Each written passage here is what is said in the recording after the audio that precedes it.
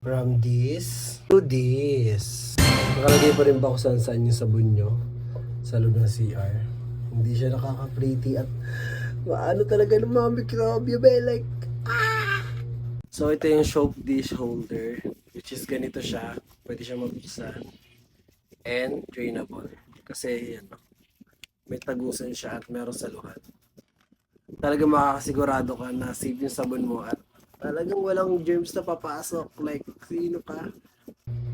Yan, kunwari, may tubig-tubig na siya, eme-eme. Siyempre, anong gagawin, iangat. Lagyan mo lang, itatabi mo, and pwede mo lang i-drain. Pwede mo siya magamit ulit. Diba? Para kang pumubok. And ayan, safe na ulit and sealed ang sabon mo. Kaya kung gusto mo ng ganito, available to sa color na blue, white, tsaka pink. And meron din siyang 3-in-1 which is tatlo. Kasi pwede siyang pagdikit-dikitin. Kung maarte ka sa sabon, di tatlo orderin mo.